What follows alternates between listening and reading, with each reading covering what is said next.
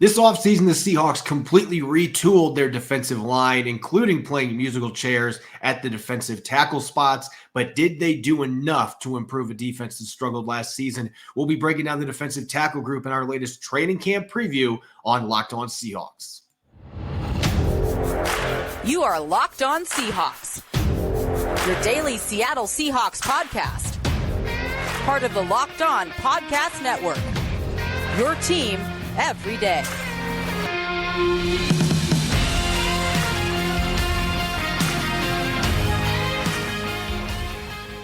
Greetings, 12s. This is Corbin Smith, the host of the Locked On Seahawks podcast, your daily Seahawks podcast, part of the Locked On Podcast Network, your team every day. Glad to be joined for our Thursday episode by my co-host Dallas Cooper, and a special thanks, as always, to all the 12s out there for making Locked On Seahawks your first listen 5 days a week. We're approaching less than 5 weeks until training camp. It's going to be here before you know it. So we're going to continue our training camp preview with defensive tackles. We're going to be discussing the second-year leap for Coby Bryant at the slot cornerback position, and we'll be continuing our 90-man countdown with numbers 60 through 56. Jam-packed episode coming your way, so let's get to it. Now for your lead story here on a Thursday edition of Locked On Seahawks.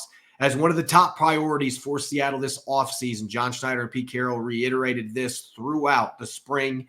They have overhauled their defensive line.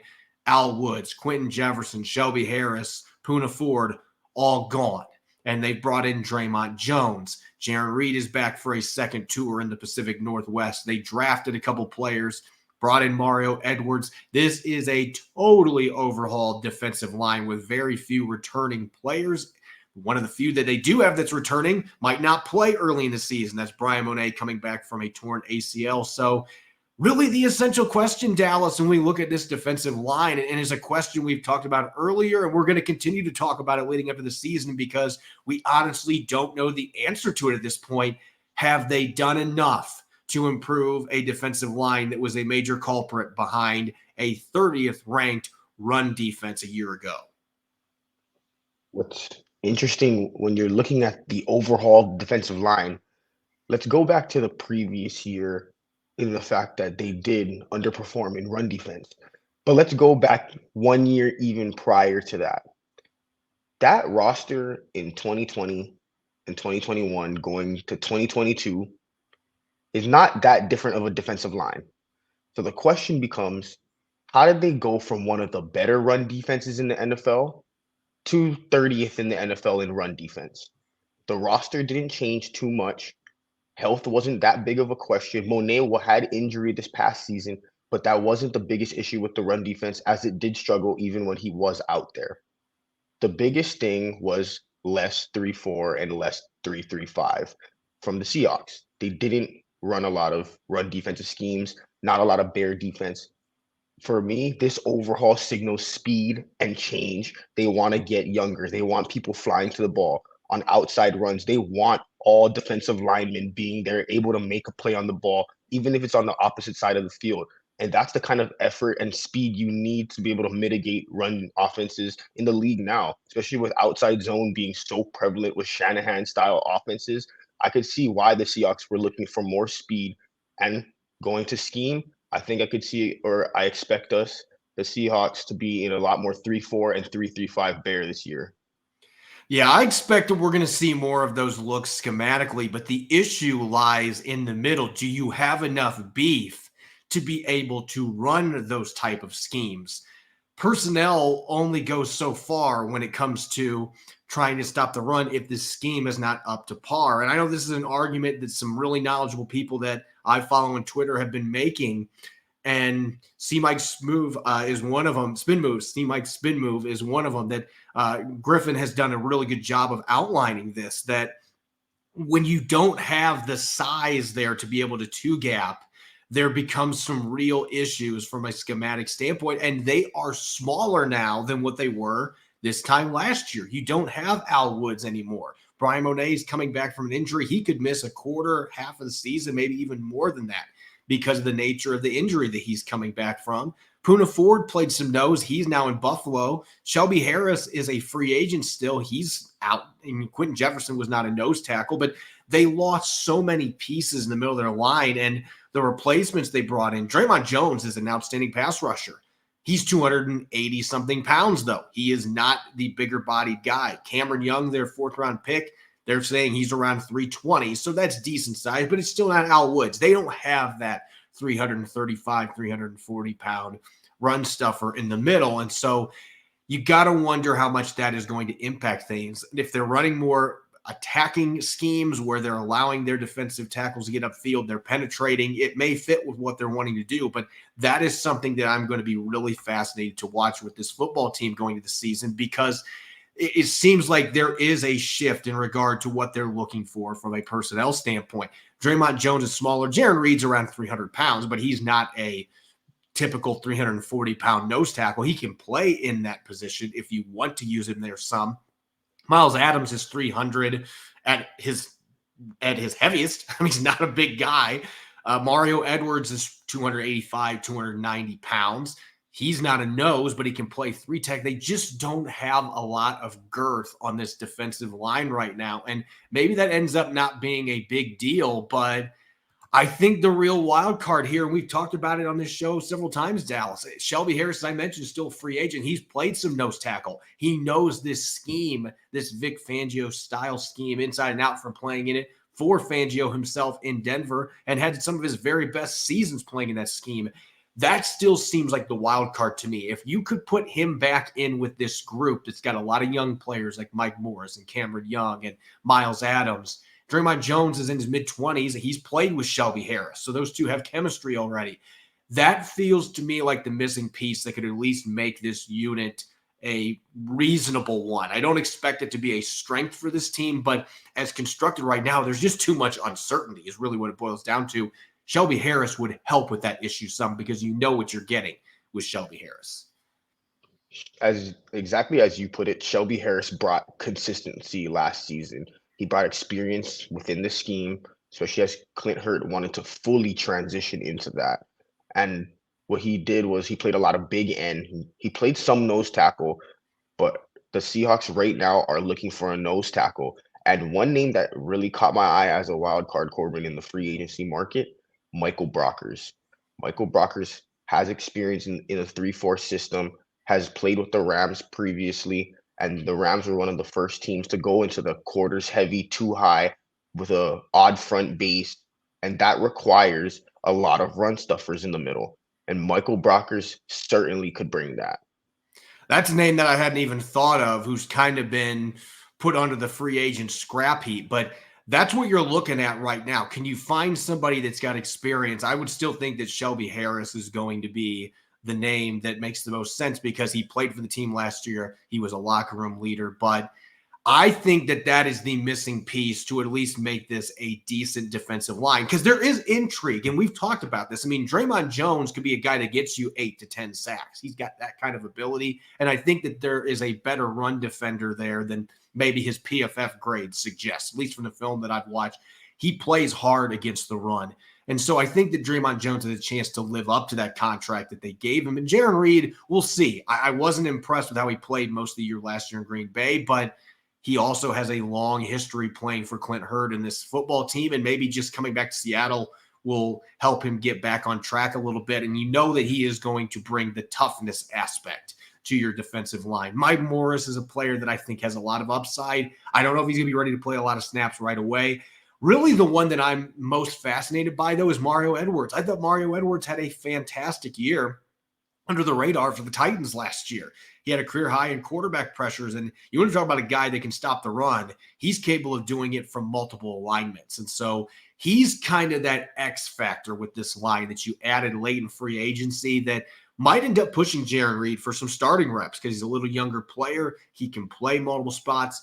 So I think that that is going to be maybe a competition to watch there with Jarran Reed against Mario Edwards. But at worst, you're going to have two capable veterans that have done a lot of good things in the league. And then you got players like Miles Adams, who's still trying to get his feet under him and gain experience. Rookies like Mike Morris, maybe Jonah Tavai is a wild card to throw in there as a pass rushing nose with his disruptive capabilities he showed at San Diego State. So there is intrigue, but there's also an incredible amount of uncertainty. And I know that makes Seahawks fans feel uneasy. So until we get to training camp and we see what this group actually looks like with pads on. It's a smaller group, but maybe the increased athleticism and movement skills will end up playing to the scheme that they're going to be using, and the group will end up being better. It really is a position group of uncertainty going into 2023. Coming up next, we're going to continue our second year leap series in the secondary with Coby Bryant at the slot cornerback spot. How did he perform in his rookie year, and what big steps does he need to take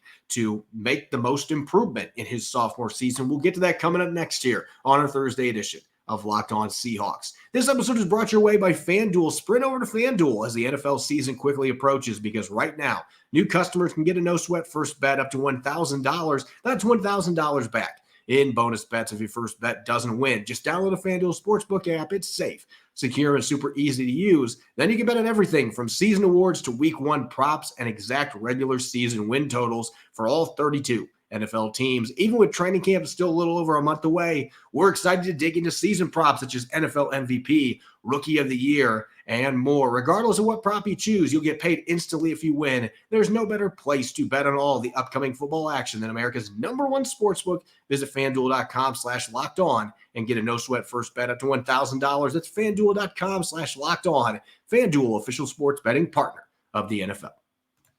You're listening to the Thursday edition of Locked On Seahawks. This is your host, Corbin Smith. Glad to be joined for today's episode by my co-host, Dallas Cooper. And a special thanks to all the 12s, whether you're listening in Rhode Island or you're listening down south in Texas. We greatly appreciate you making Locked On Seahawks your first listen 5 days a week.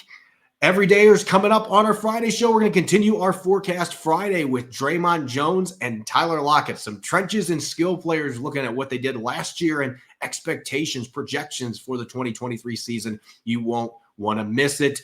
Let's continue our second year leap series. At this point, we've talked about Charles Cross, Abraham Lucas, Boye Mafe, and Ken Walker III. We are shifting our focus into the day 3 players that were selected in the 2022 NFL draft. And one of the players that played extensive snaps for the Seahawks from their day 3 selections was Coby Bryant. By the middle of the season opener, was playing in the nickel role, a position that he was not accustomed to playing. 33 college snaps in the slot at Cincinnati for Coby Bryant. This is not a guy that played very much inside, and that's just overall snaps. He had even fewer coverage snaps to that position. So it really was a learn by fire type instance for Coby Bryant. He gave him a long touchdown to the Broncos in that season opener. Really struggled to acclimate to that position, at least in coverage early. But Dallas, there were some positives as well, including him emulating Charles Peanut Tillman out there punching out footballs.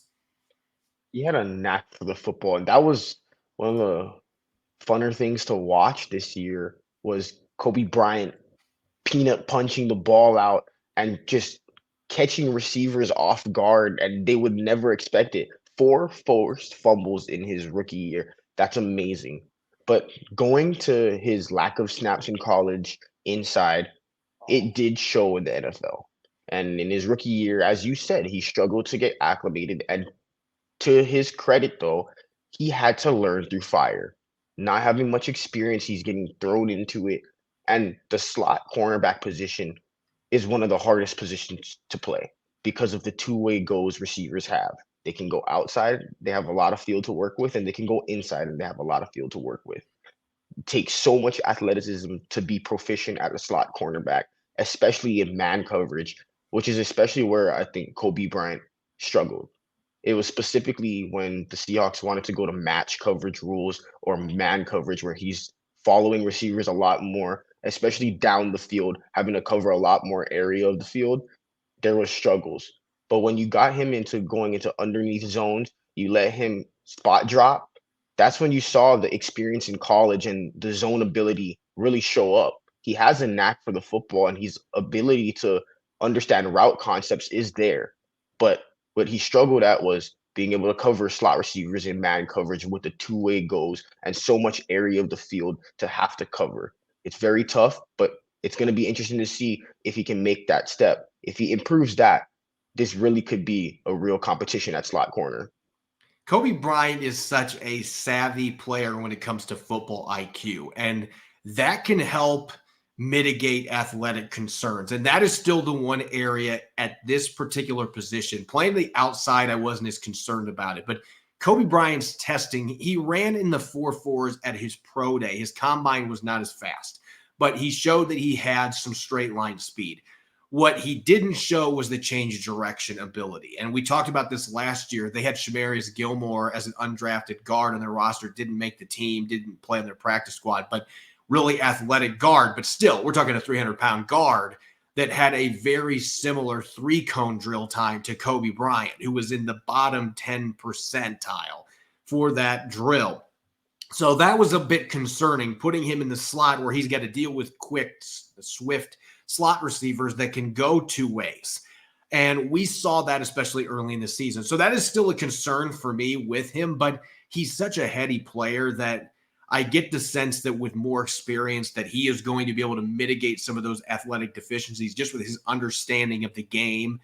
And we've seen some guys in Seattle that have been able to do that at other positions. And so I think that that is something that's going to help him, but the athletic stuff is still going to be something to watch playing that position because, and we've talked about it, I don't think that it's a given that he wins the slot corner job necessarily for Seattle this year with the addition of Julian Love, who's played over 500 snaps in the slot in his career and is a better athlete, quite frankly, than what Coby Bryant is, at least in the change of direction stuff, much quicker than what Coby Bryant is. Devin Witherspoon could play some inside in sub packages and Mike Jackson could check in. And Trey Brown's still a guy that we could look at that position too that had better testing numbers overall than what Coby Bryant did. I would think Bryant has the edge because he played almost every game last year in the slot, and there's that familiarity aspect. There were some good things he did. Maybe I think the thing that's the most optimistic when you're looking at his trajectory is just breaking down the season. And first part of the year, 31 receptions. The first 9 games gave up 31 receptions of 41 targets, almost 350 yards, 2 touchdowns, a passer rating against him north of 112. Those are not good numbers. But the last 8 games, he only gave up 16 receptions, less than 170 receiving yards, no touchdowns, and his passer rating almost creeped under 100. So those might not seem like great numbers, but he had the 3rd best yardage total amongst qualified slot corners in the entire NFL those last 8 games. So his numbers got better as he gained experience. And that's the big reason that I'm optimistic. The athletic deficiencies, as I mentioned, certainly are something to keep an eye on. And the fact that he's now got all this competition, he isn't going to be able to just walk in and keep that slot corner spot. I don't expect that from him with his mindset. He's going to know that there's competition coming and he's going to bring his A game. But certainly, this is a player that's got a lot of traits that fit well for the slot corner position, and he showed improvement last year.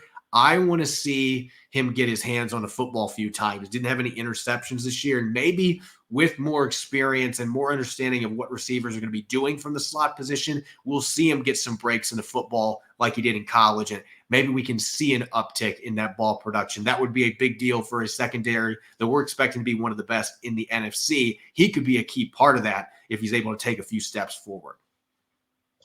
And going to what you said, from looking at his progression from the beginning of the year to the end of the year, going into now having a full offseason focused on strictly being the inside nickel corner, that's going to give him way more of an advantage than he had last year. It's going to be a completely different outlook going into the offseason, going into next season.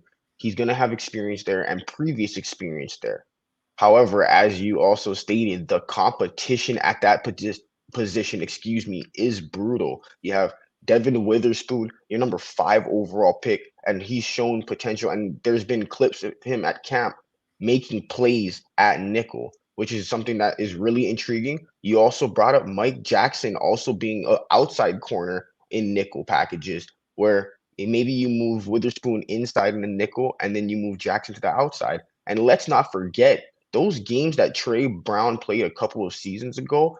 Trey Brown was great in those games, limited opportunity, but in those games, he really showed that at the time when DJ Reed was the corner opposite of him, he showed that he was worthy of being opposite of him. So that's also always something that is always intriguing as well. Trey Brown, given an opportunity, if he can do the same things that he did in that 6-game stretch in 2021, if I remember correctly, he will be firmly in that cornerback spot.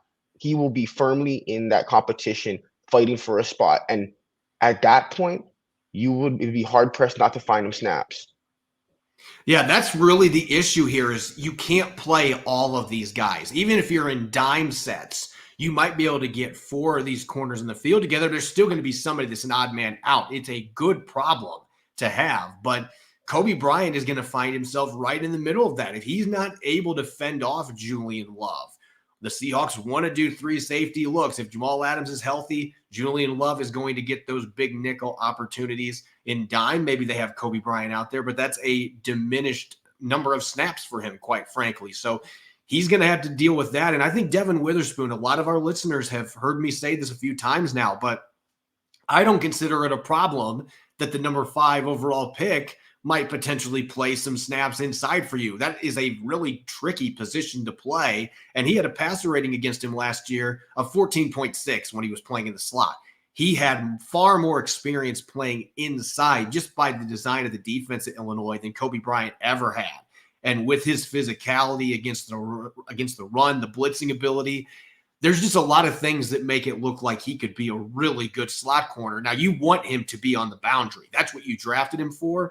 But this could be a much different situation for Pete Carroll, where you have a guy that you truly can travel with best receivers, including inside. They haven't had that luxury, or they just haven't been willing to. Devin Witherspoon might change the way Pete Carroll's willing to run his defense, though, because of how talented of a prospect that he is coming into the league. All of this is going to potentially play into how much Coby Bryant is going to play this season for the Seahawks. But again, I think he is the front runner going in just because he was the starter last year at that spot, and he's going to have more experience under his belt. He should improve, but he's going to get pushed, and that's going to make this a really fun competition to watch going into training camp. You're listening to the Thursday edition of Locked On Seahawks. I'm Corbin Smith, glad to be joined by my co-host Dallas Cooper, and a special thanks as always to all the 12s out there for making Locked On Seahawks your first listen 5 days a week.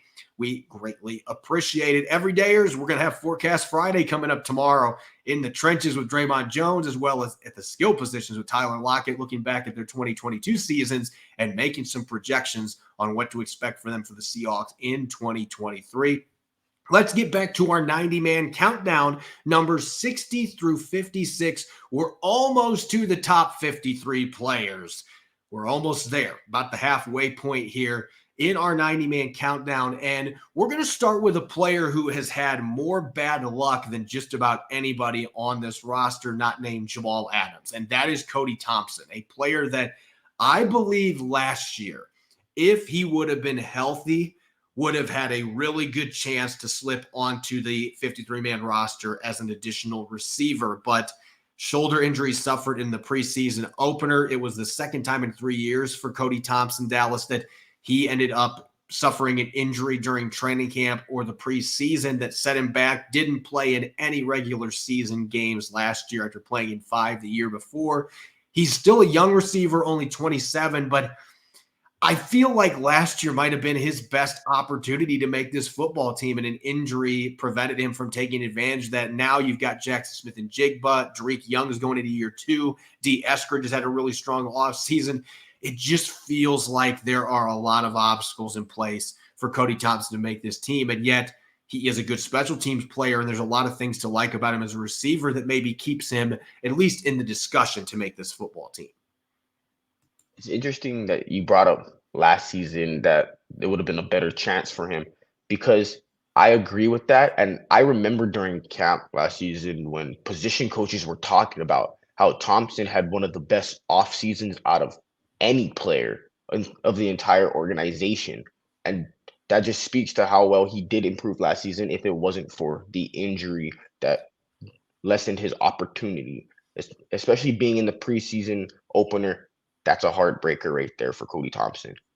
But I do agree with you that with the abundance of receivers now on the roster and with the amount of talent that they have, and there's just so much premier talent on this roster at that position, it's going to be so difficult to make the roster. However, you do bring up that he is a special teamer and a standout special teamer at that. He's done that for multiple years now. that's probably the way he's going to be looking to make the roster, is going to be through special teams and having to do the dirty work and the stuff that other receivers aren't able to do. A player that has been in a similar position, and they came into the league around the same time. Tyler Mabry was signed as an undrafted rookie 1 year after Thompson came out of Toledo. So fairly similar timelines here. But Tyler Mabry's had to deal with a similar situation. He has not had the injuries, thankfully. But the tight end spot, he's been good enough to be in the practice squad, but he hasn't been quite good enough to get consistent opportunities playing on the 53-man roster. Now, he did appear in 6 games 2 years ago. Last year, he played in the last 2 games. And when he's had his opportunities, Dallas, he has made the most of them. His only catch in the NFL came in week 17 last year, and it was a touchdown against the New York Jets. He's athletic. He can block a little bit. He can play on special teams. The problem is you've still got Colby Parkinson, Noah Fant, and Will Dissly in front of you, and it's hard to envision Seattle keeping 4 tight ends on the roster unless Mabry ends up standing out as one of their best core special teams players. And he's been solid on special teams, but this is another guy, it just feels like with another team, he probably would be on the roster, but Seattle's just got such a good depth at this position and such talent at tight end that it's made it tricky for Mabry, who I feel bad for him because he has looked good when he's had his opportunities. He just hasn't had many opportunities with the veterans they've had in front of him on the roster. Well, Mabry had one of the best moments of the season with that catch. I think Gino throwing him that pass and the whole sideline was ecstatic for him. They knew that was his one catch, and he got a touchdown on that. And as you said, made the most of his opportunity.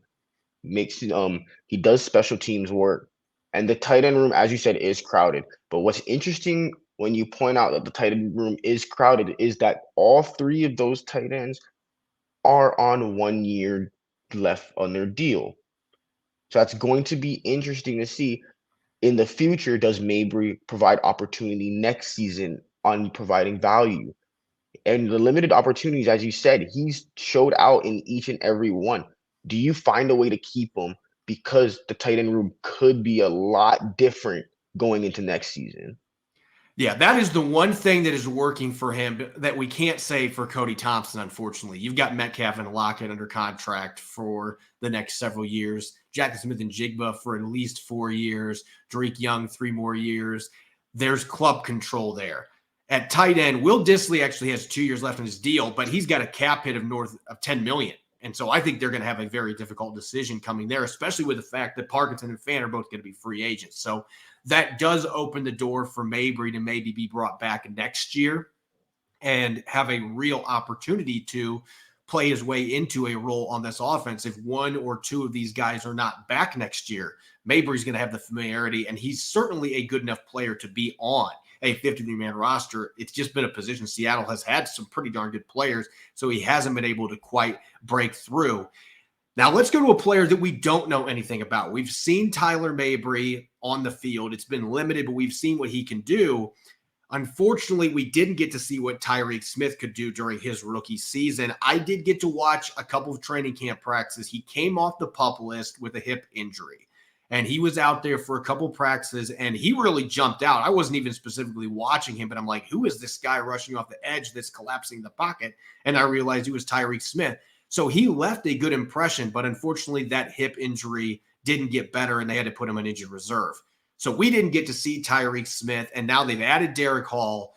But this does feel like a position where Tyreek Smith can still carve out a role, especially because Alton Robinson, he's in a similar position to Brian Monet. He might be out for at least a quarter of the regular season, if not longer, with his knee issues he's dealing with. So there is an opportunity there, and I'm expecting plenty of reps for Tyree Smith, and this is a guy that can play the run. There's underrated pass rushing ability. He plays faster than his combine time suggests. There's a lot to like here. The organization's been talking him up, so maybe he's an X factor at that pass rushing position. I think this edge position is going to be much like the interior defensive line that we talked about, especially the edge position opposite of Numosu. Don't care who steps up, somebody has to step up and fulfill the starting role, whether that be anyone on that.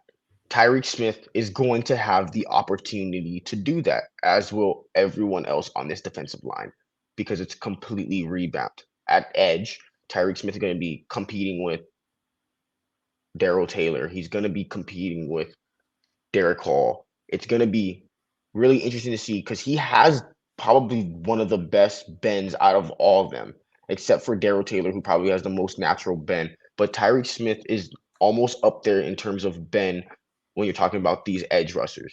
In terms of pass rushing technique and strictly pass rushing, let's throw out the athleticism, but strictly pass rushing skill set, Tyree Smith is probably number one or number two in terms of the edges on the roster right now. At Ohio State, he showed the ability to rush the passer, and the Seahawks, again, gonna give him the opportunity. I could expect him to be a third down rusher, maybe getting a lot of snaps opposite of Darrell Taylor in third down packages, perhaps sometimes even sub packages. Yeah, I think that the interesting thing for Tyree Smith is going to be where he fits in from a downs perspective, because he doesn't have the athletic testing numbers that the other guys in this roster do, and yet he plays much faster than that in game action. And he didn't have great sack numbers at Ohio State, but he had almost 40 pressures his final season for the Buckeyes. So he's more than capable of being really disruptive. There's a lot to like. Again, the two practices I saw him play last year, he was really dominant in their 7-on-7 or their team drills. He was really dominant getting after the quarterback. And so I was looking forward to watching him in the preseason. He's going to hopefully get that chance this year with a clean bill of health to play his way into a rotational role for the Seahawks. Now let's go to the linebacker position, a guy that played some off the edge last year in preseason. He's played off ball. He's a really good special teams player. And oh, by the way, he's added 10 pounds of muscle, which I think is a big deal for Vi Jones. Coming from a football family, both of his brothers played in the NFL. His father was on the Cowboys Super Bowl championship teams in the 90s. He's obviously got the pedigree, but he came in at 225 pounds, and it's tough to be an edge or even an off-ball linebacker that size. He's around 235 now. He's a really good athlete. He blocked a bunch of kicks in college, so special teams is going to be a window for him to make this football team. He played in a few games last year, but that extra 10 pounds is going to help him regardless of where they put him at, because he looks really good on the practice field too. Doesn't look like he's lost a step with that extra 10 pounds. So this is a guy that really could be a dark horse to watch at linebacker, even with Devin Bush coming in. They're having Jordan Brooks coming back from an ACL. He might not be ready for camp. So Vi Jones is going to get his opportunities. And if he's able to play on par with Devin Bush or even outplay him, there may very well be a road to a roster spot for him in year number 2. And as you said, Jones has the athleticism to compete with any of these linebackers on the roster. Let's also bring up, as you said, positional versatility. And that's been the name of the game again for the Seahawks this season. Guys that can play in multiple spots. Vi Jones experienced in the middle linebacker role, off-ball linebacker role, and edge. And that added 10 pounds, that added play strength when you're playing edge is going to be able for him to bend. When he wants to bend the corner, he's going to be able to go through contact. Contact isn't going to just fold him and make him fall to the ground. When he's playing off-ball linebacker, that added weight's going to be able to help him on run defense, which is, oh, by the way, what we talked about was the 30th ranked run defense last season. The added weight's going to help him be a factor in that. And as you said, if he outperforms Bush, there is a legitimate possibility that Jones could get some snaps here in the regular season. Because as we said, this linebacker position isn't exactly the deepest on the roster. There are ways for these guys on the bottom of the depth chart to be able to climb up and get spots during the season. We just need to see more refinement from Jones, because I felt like there were some flash plays last preseason. Then there were some plays where you could see that technique or assignment got away from him, and they led to some big plays. But the Seahawks saw enough from him to put him on the practice squad, and then he did some good things with special teams that earned him some elevations off the practice squad for game day. So he's gotten his feet wet a little bit. He got to play some snaps on special teams last year. Maybe there's going to be an opportunity with Jordan Brooks coming back from his injury and Devin Bush having to prove himself. Maybe there's an opportunity for Vi Jones to play himself into a role where he can get a handful of snaps this year on defense. Let's wrap up this latest cluster. We've already talked Cody Thompson. I want to talk about another receiver that last year finally got his opportunity. And this is something that Cody Thompson hasn't been able to do because of the injuries, but Cade Johnson got to play the last few games of the season. He made a couple of catches in their playoff game against the 49ers. He had 2 clutch first down receptions in their season finale win over the Rams. The arrival of Jackson Smith and Jigba is going to really hurt Cade Johnson's chances of making this team because he is a slot maestro, and so is Jackson Smith and Jigba.